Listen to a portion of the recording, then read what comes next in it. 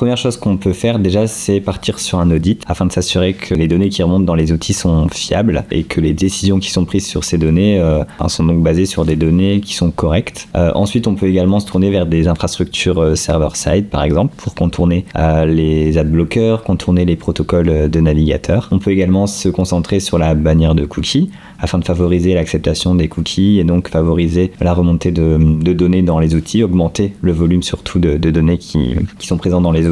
Et on peut également se tourner vers des outils qui sont exemptés de consentement sur la partie analytics par exemple, comme Piano Analytics, Piwik Pro, Matomo. Puis sur la partie attribution, on peut se tourner vers Wizali ou ThanQ Analytics, des outils qui permettent d'augmenter le volume de données qu'on récolte et donc le volume de données sur lesquels on va se baser pour prendre des décisions. Ce qu'on peut faire, c'est une veille juridique active pour s'assurer qu'on est en conformité avec les dernières réglementations européennes et françaises. Pour le coup, chez Bespoke, on a l'habitude de traiter ces questions-là et on envoie chaque mois une newsletter à nos clients sur la partie veille juridique pour qu'ils puissent être rassurés sur la conformité de leur écosystème digital. Et face à ces nouvelles règles qui arrivent régulièrement, il faut faire preuve de réactivité et d'adaptabilité. Par exemple, l'année dernière, en 2024, il y a eu le moment du consent mode. On a dû mettre en 2-3 mois tous les annonceurs en conformité avec le consent mode pour Google Ads. Et donc, ça demande une grande réactivité pour les annonceurs et être sûr qu'on puisse se mettre en conformité rapidement quand les lois sortent.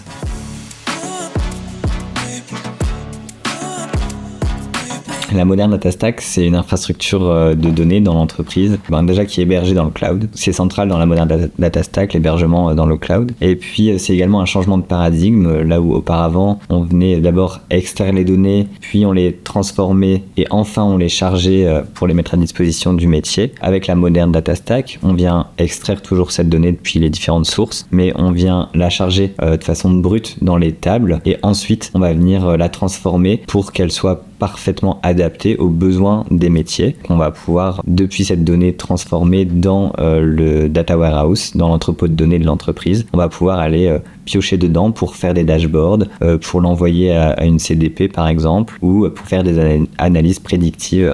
Donc c'est vraiment une nouvelle façon de penser la donnée et la centralisation de la donnée au sein de l'entreprise.